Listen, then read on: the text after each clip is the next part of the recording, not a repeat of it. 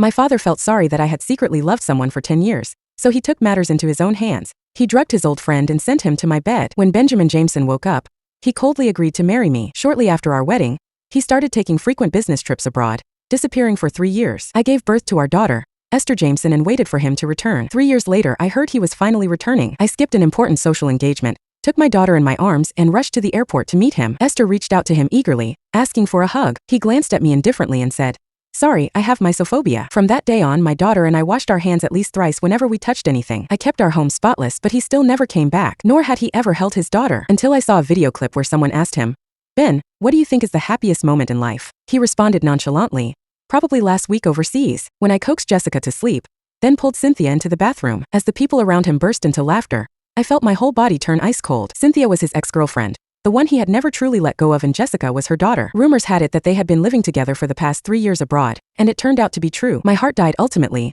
leaving a divorce agreement and taking my daughter to cancel our identity and go abroad. The nanny picked up my daughter from kindergarten, and Esther cried until her eyes got swollen. "Mommy, do I not have a daddy?"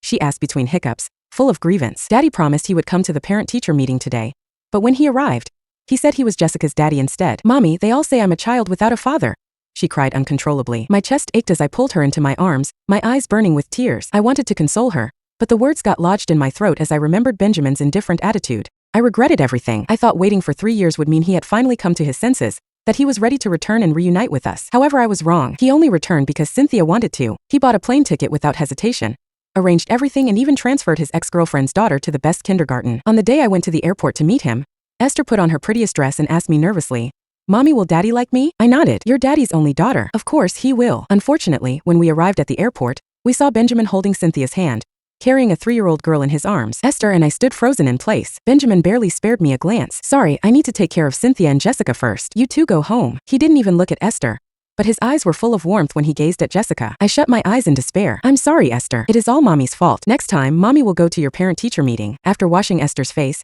I finally coaxed her to sleep, but her little brows were still tightly furrowed. "Daddy, hold me." It felt like a knife stabbed into my heart. If only that night 3 years ago had never happened, maybe Esther wouldn't have to suffer like this. 3 years ago, my father took pity on my unspoken love and drugged Benjamin Jameson, sending him to my bed. I was shocked. "Dad, are you trying to ruin my life?" He sighed. "I've known for years that you love Benjamin. That boy has feelings for you too. He just refuses to admit it. That night, when he was drunk, I even heard him call your name. Honestly, I got tired of watching you two beat around the bush. Might as well seal the deal." I resisted with all my might, but the next second, a wave of unbearable heat surged through my body. My father chuckled. "I also spiked your drink. Just cherish this night, all right?" Then, my father locked the door from the outside. When Benjamin woke up the following day, he spoke coldly. "Jocelyn Stevens, I will take responsibility for this and marry you." I thought my happy life was about to begin, but I accidentally overheard his conversation with a friend at a gathering. "Ben, you should count yourself lucky. Jocelyn has a great figure, comes from money, and most importantly, she loves you. Just settle down with her." Benjamin exhaled a puff of smoke and sneered. "At first, I had some feelings for her too, but I never expected her to be so easy. The thought of her drugging me and forcing herself on me that night disgusts me." I hadn't even figured out how to explain things to him before he got his visa and left the country 2 weeks later. That night, however, left me with a child. I gave birth to my daughter, Esther, alone, eagerly awaiting his return. Instead, I found him entangled with Cynthia and her daughter. The villa was eerily quiet. I picked up my phone, just about to call Benjamin and ask when he would come home. Just then, the door swung open and he walked in indifferently.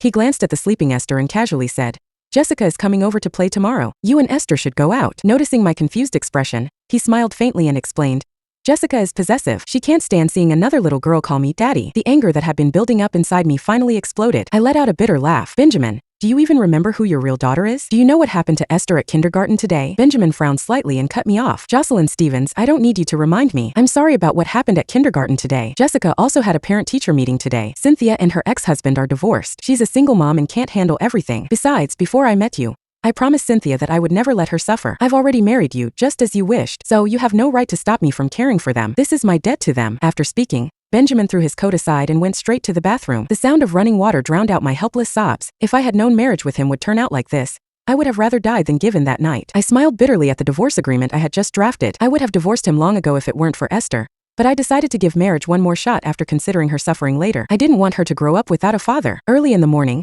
Esther woke up and learned that her father had returned. She jumped excitedly on her bed. "I want to show Daddy the painting I just finished." Children are forgetful. Esther had already forgiven Benjamin for what happened at kindergarten yesterday. She happily ran downstairs, but as soon as she reached the living room, she saw Cynthia and Jessica. Benjamin was gently peeling an orange for Jessica. "Daddy, who are they?"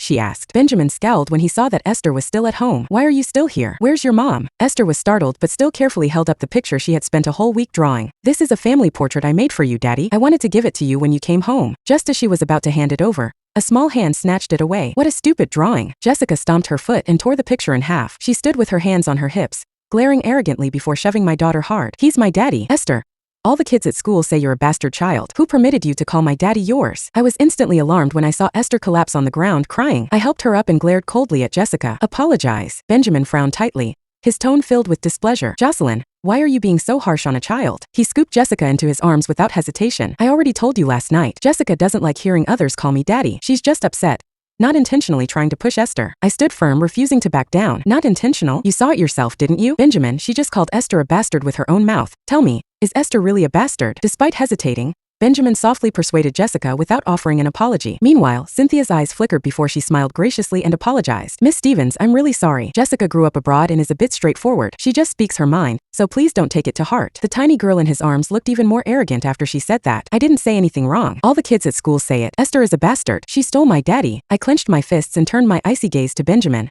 He once said he had mysophobia, so Esther and I tolerated him and did our best to accommodate his ways. He used working overtime as an excuse to get entangled with another woman, and I chose to turn a blind eye. Still, I couldn't stand by while someone called my daughter a bastard. Ben, I'll ask you one more time. Is Esther a bastard? A trace of irritation flashed across Benjamin's face, but he only sneered coldly. You know very well how she became my daughter, don't you? Enough. Today is Jessica's day to visit. Let's not ruin the mood. Cynthia and her daughter stood to the side, gloating. Benjamin held Jessica in his arms, his voice full of affection. Daddy will buy you a new toy, okay? And a pretty Elsa dress, too. Okay. Jessica beamed as Benjamin doted on her. I felt my heart shiver as I watched his leaving figure. Finally, after weighing my words over and over, I said the sentence I had never dared to before. Benjamin, let's get a divorce. His footsteps halted. He turned back with a cold stare. Jocelyn, do you think this is funny? If you think this will threaten me, then fine. As you wish. After that, he walked away without looking back. Part 2. A flicker of satisfaction flashed in Cynthia's eyes, but she quickly masked it, stepping forward with an apologetic smile. I'm really sorry. Benjamin and I are just friends. He's just a deeply affectionate person. He felt bad that I got divorced so early,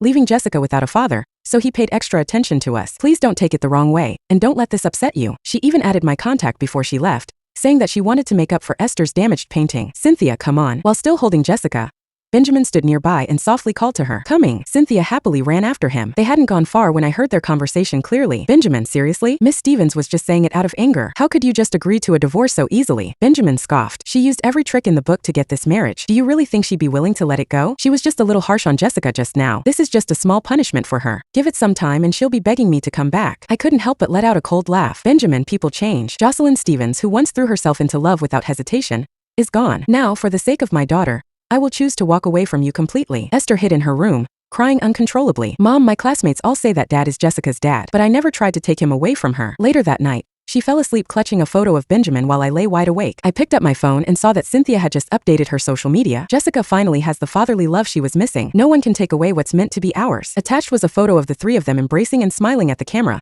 looking for all the world like a happy family. I tapped the like button absent-mindedly. Just then, a message popped up on my screen. It was a video from Cynthia. I clicked on it and there was Benjamin's handsome face. The footage was from right after he had returned to the country. Someone asked him, Ben, what do you think is the happiest moment in life? He responded nonchalantly, probably last week overseas, when I coaxed Jessica to sleep, then pulled Cynthia into the bathroom. His voice carried a hint of tenderness mixed with the teasing laughter of those around him. I felt my whole body turn ice cold. I suddenly remembered another post Cynthia had shared before. Ever since we had a child, we haven't had any alone time. We can only sneak around and do this and that after Jessica falls asleep. I sat there, lost in thought, when another message from Cynthia arrived. Oops, my bad. I accidentally sent that to you. By the time I realized I couldn't unsend it. But honestly, you should know where Benjamin's heart truly lies, right? Back then, you forced him into marriage using dirty tricks and became Benjamin's wife. During these 3 years abroad, he's been with me and Jessica. Jessica isn't even his biological child, yet Ben treats her better than any real father would. Even though we broke up, he still can't let go of me. It won't be long before we're back together again. Miss Stevens, I know your family is rich and you don't lack a man in your life. I'd advise you not to make things hard for yourself. Just back out on your own. After saying that, she sent another picture. Jessica was smiling brightly in the middle, while she and Benjamin were both kissing the girl's cheeks. They looked like a picture-perfect family. I smiled and replied,